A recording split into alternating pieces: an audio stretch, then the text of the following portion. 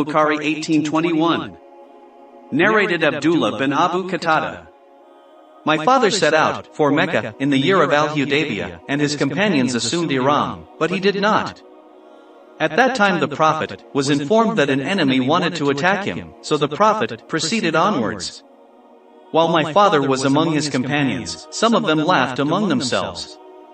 My father said, I looked up and saw an onager. I attacked, stabbed, and caught it. I then sought my companions' help, but they refused to help me. Later, we all ate its meat.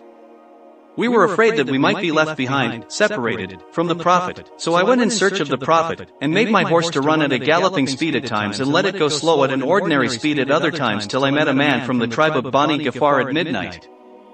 I asked him, where did you leave the Prophet? He replied, I left him at Tahan and he had the intention of having the midday rest at Az-Suqya. I followed the trace and joined the Prophet, and said, O Allah's Messenger, your people, companions, send you their compliments, and ask for Allah's blessings upon you. They are afraid lest they may be left behind, so please wait for them. I added, O Allah's Messenger, I hunted an onager and some of its meat is with me. The Prophet told the people to eat it though all of them were in the state of Ihram. Sahih al-Bukhari 1822. Narrated Abdullah bin Abu Qatada. That his father said, we proceeded with the Prophet in the year of al-Hudaybiyah and his companions assumed Ihram, but I did not. We were informed that some enemies were at Gaika, and so we went on towards them. My companions saw an onager and some of them started laughing among themselves. I looked and saw it. I chased it with my horse and stabbed and caught it. I wanted some help from my companions, but they refused. I slaughtered it all alone. We all ate from it, i.e. its meat. Then I followed Allah's Messenger, lest we should be left behind.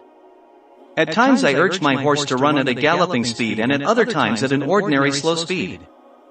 On the way I met a man from the tribe of Bani Ghaffar at midnight.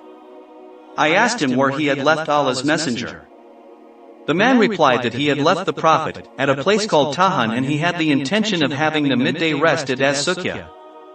So, I followed Allah's Messenger, till I reached him and said, O Allah's Messenger, I have been sent by my companions who send you their greetings and compliments and ask for Allah's mercy and blessings upon you. They were afraid lest the enemy might intervene between you and them, so please wait for them. So he did.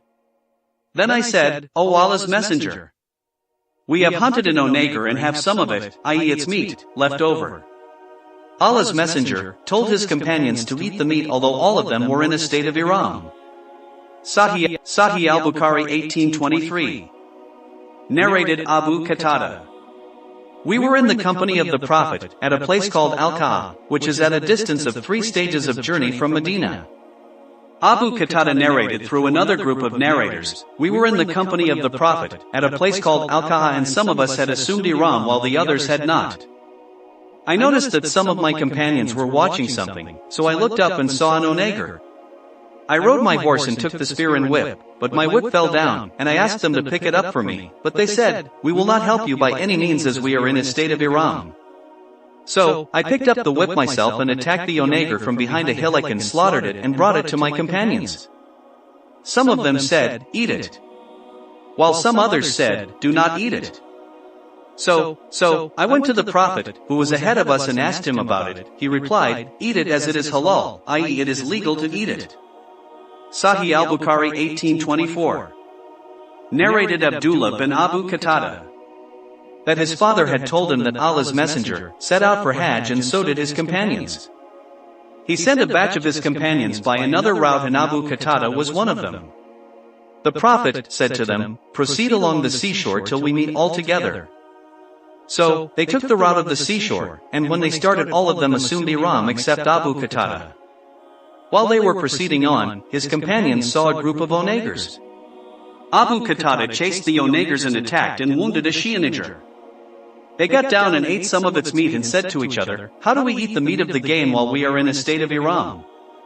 So they carried the rest of the she-onager's meat, and when they met Allah's Messenger, they asked, saying, O Allah's Messenger, we assumed Ihram with the exception of Abu Qatada and we saw a group of onagers. Abu Qatada attacked them and wounded a Shio Nagar from them. Then we got down and ate from its meat. Later, we said to each other, how do we eat the meat of the game and we are in a state of ihram? So, we carried the rest of its meat. The Prophet asked, did any one of you order Abu Qatada to attack it or point at it? They replied in the negative. He said, then eat what is left of its meat. Sahih al-Bukhari 1825. Narrated Abdullah bin Abbas. From As-Sabi bin Jathama al-Laythi that the latter presented an onager to Allah's Messenger, while he was at Al-Abwa or at Wadan, and he refused it.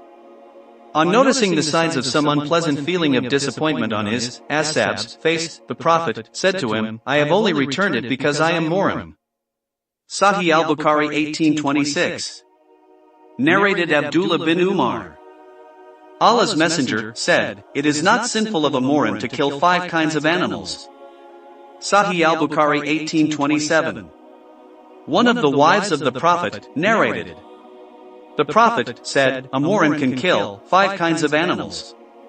Sahih al-Bukhari 1828. Narrated Hafsa. Allah's Messenger said, it is not sinful of a Muhrim to kill 5 kinds of animals, namely, the crow, the kite, the mouse, the scorpion, and the rabid dog. Sahih al-Bukhari 1829.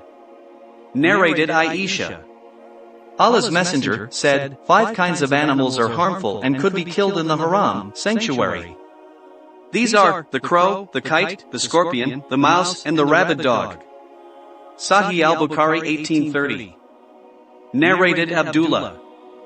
While we were in the company of the Prophet, in a cave at Mina, when Surat wal Mursalat were revealed and he recited it and I heard it, directly, from his mouth as soon as he recited its revelation. Suddenly a snake sprang at us and the Prophet said, ordered us kill it. We ran to kill it but it escaped quickly. The Prophet said, it has escaped your evil and you too have escaped its evil.